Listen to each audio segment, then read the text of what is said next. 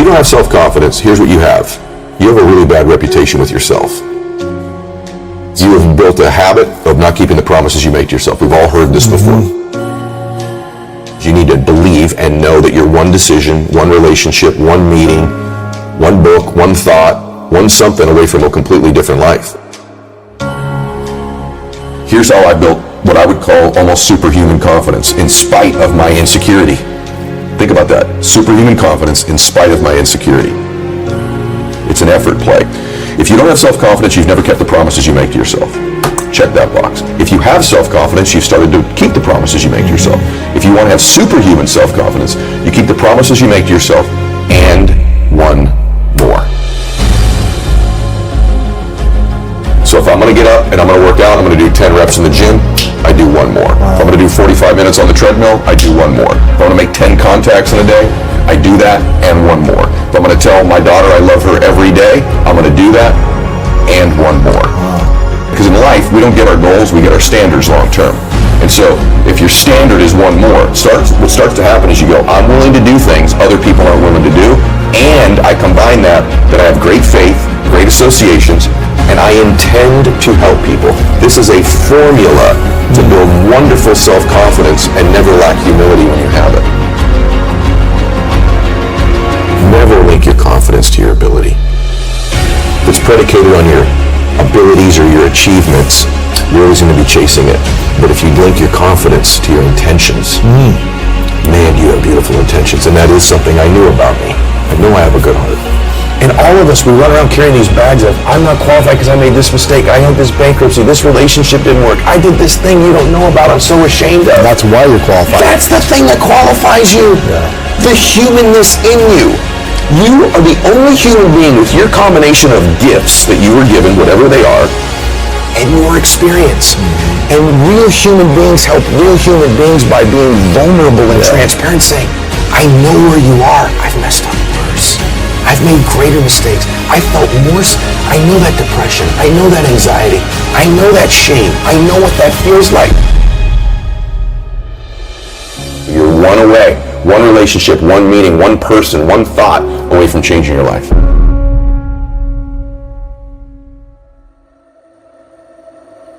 So how do we let go of the past? We have to create a compelling future. In other words, you're not going to let go of one thing until you've grabbed onto the next. So you have to create a new future. You have to create a future in it. And by the way, it's okay that you don't believe all of it initially, as long as it becomes repetitive and we begin to take steps towards it, right? So for me, I still have stuff from my past. There's still a little part of me that doesn't want to be broke. There's still a little bit of fear. But you're not broke. Yeah, but you've interviewed some of the most successful actors, entertainers, so have I. And you get them privately, and sometimes on your show you go, you afraid it's going to go away? And I go, yeah, I am. That's why I work so hard. So there's an element of that that's okay. It's creating this vision for your life that's compelling. Can you survive the temporary? And if you can survive the temporary, it says on the other side of temporary pain, you get introduced to your other self.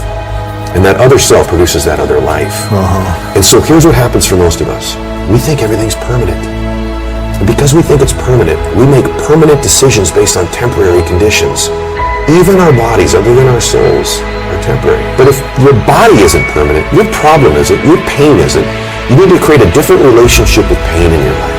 For most people, the relationship with the pain and the inconvenience is to avoid it. So if you could but if you could say to yourself, on the other side of this is this other self. The hardest working you've ever been, the most crazy focused you've ever been, was the happiest you've ever been in your life. And the truth of the matter is that most of you don't understand the effort, the time, the focus, the obsessiveness that's required to do something great with your life. But you have to get great, and you have to be intentional, you have to be obsessive. I know what you put into this. I know what the time is. I know what the relentless pace is. I know what the focus is. I know what you think about. I know this has to be something that's just infectious, and when people get around you, it emanates, and there's an energy, and there's like, this person's just going to will this to happen. I think just most people dramatically underestimate the amount of obsessive, crazy, relentless focus it takes to be great at something. And then they go, well, I don't want to be that out of balance or control. Then you don't want to be great.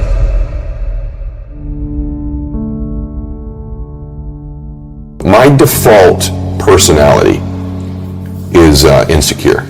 Even today? Even today. Come on. Very much. Really? Very much. How is that default? You wake up and you say, I'm a nobody, or what? What's the story? I lack this, I'm fooling everybody. Really? If they really knew, I've always tried to disqualify myself. I was bullied as a kid. My dad was an alcoholic. I wasn't a real big guy. I disqualify myself because, the truth is that maybe for a while, everything that I got that was love when I was a child only came when I achieved something. I wasn't good in school. The only thing I was good at was sports. So my default is tons of insecurity. I love to beat myself up with mistakes I've made. I did this, I did that, I should have done this, I didn't do that. And I've always thought these mistakes, these weaknesses of mine, disqualify me from being happy or helping people. The confidence part is the thing I'm always going to have to work on.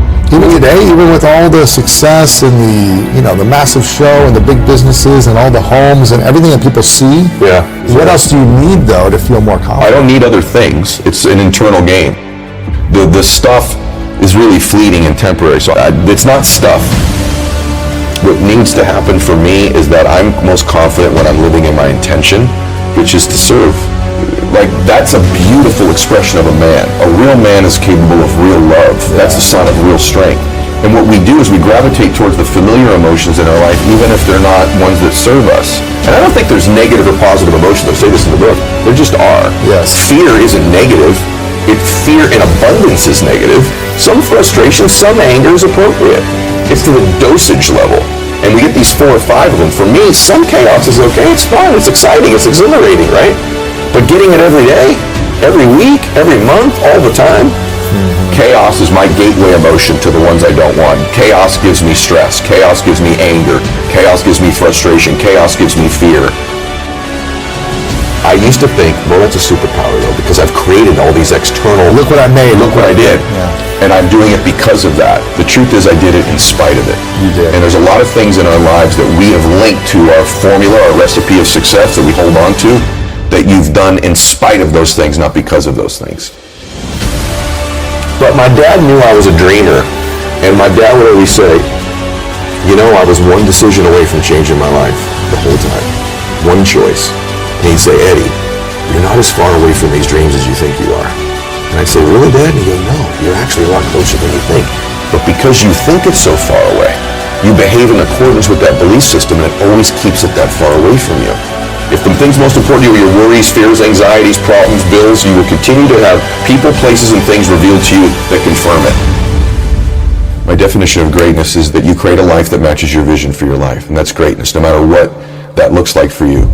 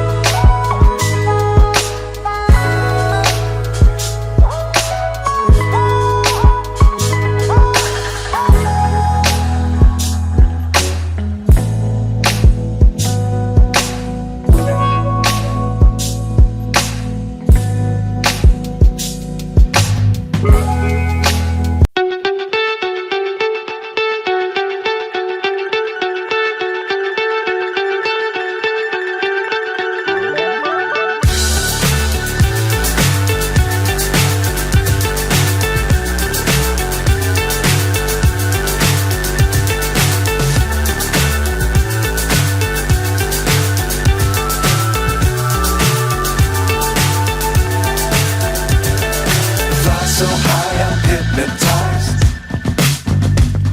What's up is down, what's left is right. Chasing stars and holding you. I can't see the end, but we'll see it through.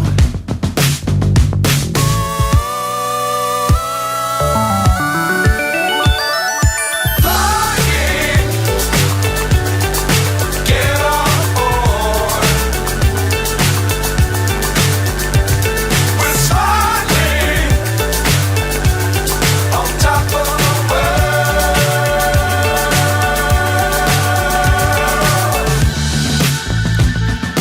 Dangerous times, don't fly too high. Be sure to keep the ground in sight. Fly forever if you keep it tight. Love the world, but keep the sky on your mind.